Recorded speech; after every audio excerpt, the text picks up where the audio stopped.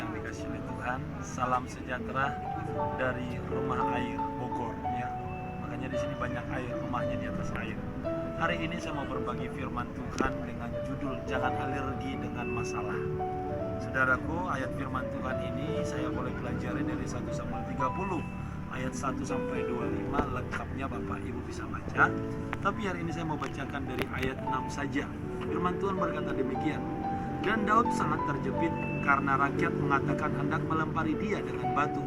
Seluruh rakyat itu telah pedih hati, masing-masing karena anaknya laki-laki dan perempuan. Tetapi Daud menguatkan kepercayaannya kepada Tuhan Allahnya. Bapak Ibu yang dikasihi oleh Tuhan, keadaan terjepit akan dialami oleh semua orang. Keadaan dihimpit masalah tidak bisa terlepaskan selagi hidup masih di dunia. Makanya ada orang bilang kalau mau bebas masalah ya udah jangan hidup. Karena selama hidup pasti ada masalah. Yang penting adalah bagaimana cara kita menghadapi masalah, cara kita meresponi masalah itu. Saudaraku yang dikasihi oleh Tuhan, kalau kita mau hidupnya berkemenangan, kita harus meresponi masalah dengan cara yang benar. Nah, hari ini saya bagikan ada 5 cara supaya kita meresponi masalah itu dengan benar. 5 caranya. Yang pertama, kita belajar dari cerita Daud ini. Ketika kita punya masalah, kita harus menguatkan kepercayaan kepada Tuhan.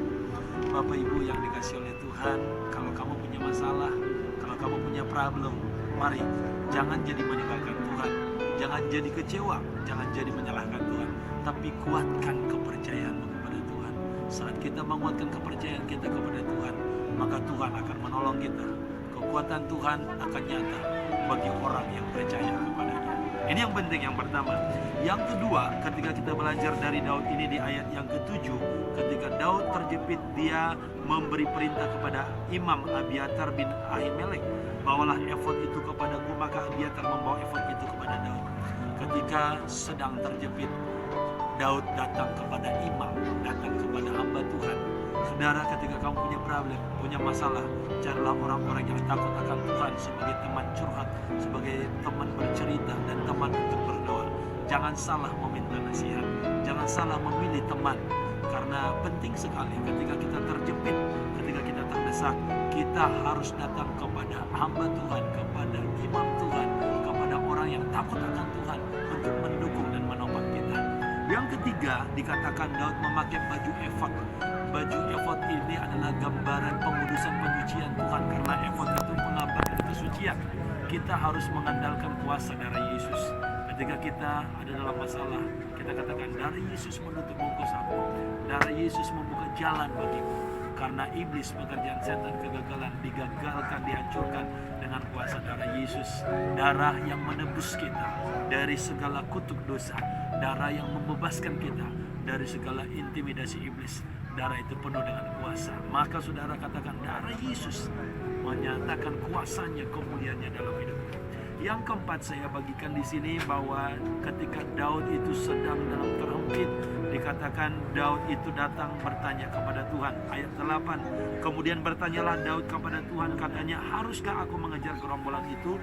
Akan dapatkah mereka kususul? Dan ia berfirman kepadanya, kejarlah, sebab sesungguhnya engkau dapat menyusul mereka dan melepaskan para tawanan. Bapak Ibu yang dikasihi oleh Tuhan, ketika sudah terhimpit, carilah Tuhan, tanyalah Tuhan apa yang harus dilakukan.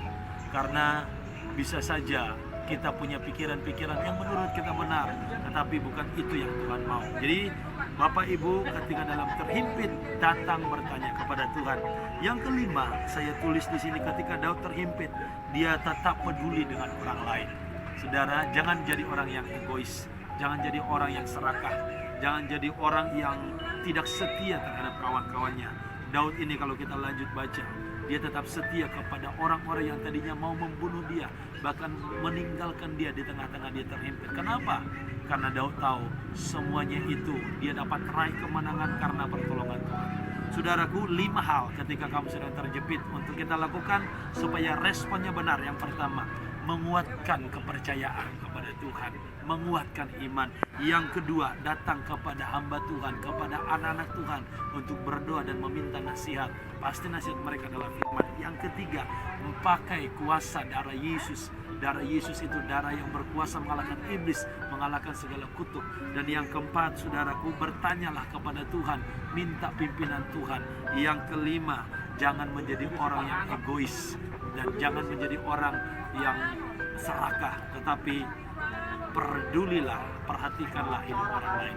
5 hal ini akan membawa kita berada dalam jalannya Tuhan. Dan saya yakin masalah kesulitan akan menjadi pintu gerbang promosi Tuhan dan mujizat bagi kita.